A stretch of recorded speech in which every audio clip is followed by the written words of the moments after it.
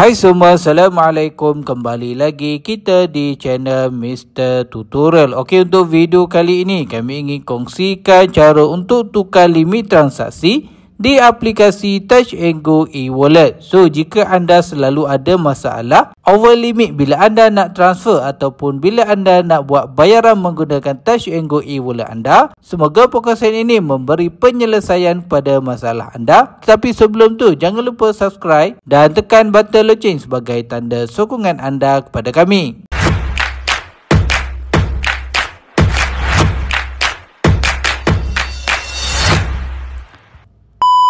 So, macam biasa, pertama sekali anda perlu buka aplikasi Touch 'n Go e-wallet di telefon anda. Dan kemudian di paparan halaman utama akaun Touch 'n Go e-wallet anda ini, untuk anda tukar ataupun adjust limit transaksi bagi akaun Touch 'n Go e-wallet anda senang sahaja. Anda klik je pada bahagian profil di bahagian atas ini dan kemudian akan keluar paparan profil anda ini kan. So, di sini anda scroll ke bawah sehingga anda jumpa bahagian transaction limit ini.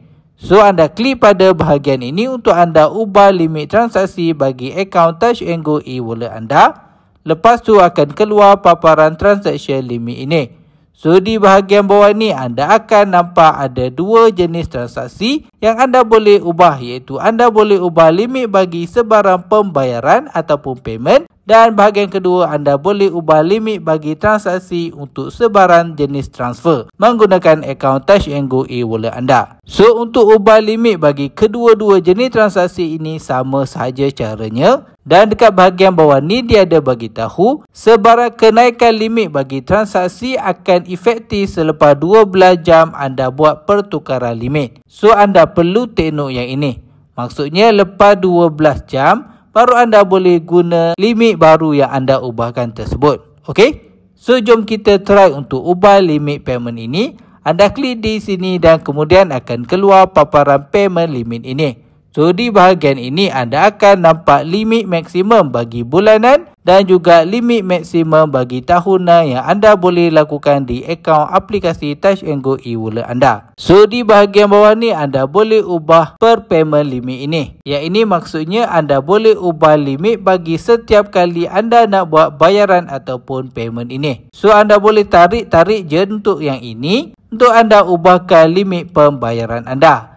Ataupun nak senang, anda boleh tulis je limit yang anda nak ubah dekat bahagian atas ni. Lepas tu anda boleh ubah limit bagi limit pembayaran harian ataupun daily payment limit ini. So, limit ini adalah limit seharian yang anda boleh membuat pembayaran berapa.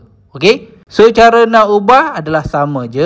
Anda boleh tarik je pada garisan ini ataupun nak senang anda boleh tulis je limit yang anda nak dekat bahagian ini. Lepas dah siapkan set limit yang anda nak, anda klik je pada save ini dan kemudian akan keluar paparan PIN ini. So, dekat sini macam biasa anda perlu masukkan nombor PIN bagi akaun Touch 'n Go e-wallet anda ini.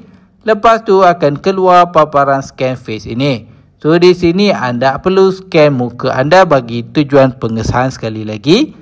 Lepas tu akan keluar paparan ini dengan status dekat sini dia tulis successful save. So, bermaksud anda dah pun berjaya tukar limit bayaran anda. So, anda boleh guna limit baru untuk membuat pembayaran yang anda setkan tadi selepas anda membuat pertukaran limit tersebut. Okey? So, anda boleh ubah limit untuk transaksi bagi transfer pula. Anda klik dekat transfer ini dan akan keluar paparan transfer limit ini. So, cara nak ubah limit bagi transaksi transfer pun sama sahaja dengan cara yang saya tunjukkan tadi di bahagian ubah limit transaksi bagi pembayaran ataupun payment. So, caranya sama sahaja dengan saya tunjukkan tadi. So, anda boleh ubah limit transaksi anda bagi akaun Touch 'n Go e-wallet anda dengan ikuti step yang saya tunjukkan tadi. Senangkan caranya, jadi setakat ini saja perkongsian kami untuk kali ini. Jangan lupa subscribe dan tekan button loceng sebagai tanda sokongan anda kepada kami. Jumpa lagi dalam next video. Assalamualaikum.